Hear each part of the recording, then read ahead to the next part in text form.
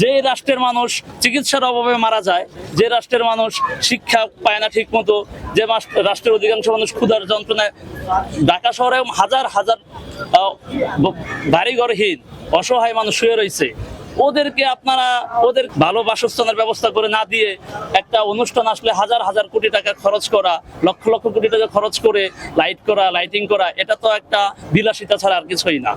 এই রাষ্ট্রে, গরিব একটা রাষ্ট্রে আপনি আর ঘরে যদি খাবার না থাকে, আপনি যদি ভালো পোশাক পরে ঘুরেন, তাহলে তো এটা বিলাসিতা বলা হয়। আপনার ঘরের সন্তান যদি ক্ষুধার যন্ত্রণায় মারা যায় আর আপনি যদি টাইটুই পরে ঘুরেন, তাহলে তো এটাকে দেশপ্রেমিক কোনো রাষ্ট্র বা সরকার বলতে পারি না আমরা। সো বিগত সরকার একটা বিলাসিতা করত এবং বাংলাদেশের জনগণকে একটা মিথ্যা বয়ানের মাধ্যমে দেশকে তারা রাজ করার চেষ্টা করত।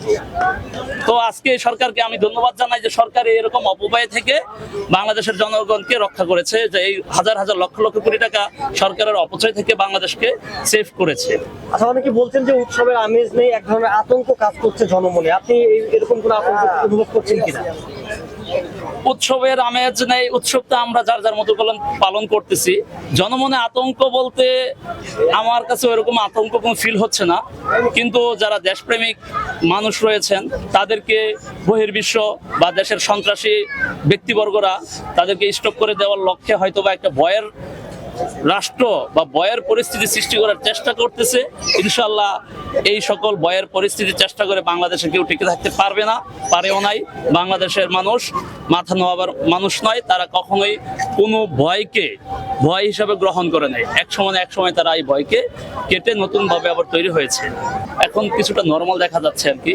তবে আমরা পূর্বের বছরগুলোতে বিজয় দিবস বলতে যা বুঝতাম যে বিজয় মানে আমরা একদম স্বাধীন হয়ে গেছি, বিষয়টা এরকম না। আমরা মূলত একটা রাষ্ট্র পেয়েছি, আলাদা একটা ভূখণ্ড পেয়েছি। প্রকৃতপক্ষে আমরা কিন্তু বিজয় অর্জন করতে পারি না এখন পর্যন্ত। আমরা কিন্তু এখনো পরাধীনতার মধ্যেই রয়েছি। সো আজকের বিজয় দিবসটা অন্যান্য বছর তুলনায় একটু নর্মালি মনে হচ্ছে। হাজার কোটি টাকার বাজেট, শহর থেকে শুরু করে তৃণমূল পর্যায়ে লাইটিং, এই যে বিষয়টা হতো, এই বিষয়টা আজকে নাই, মিস করছেন কিনা জিনিসটাকে? আমি এটা মিস করছি না। আমি মনে করতাম এটা এক ধরনের অপচয়।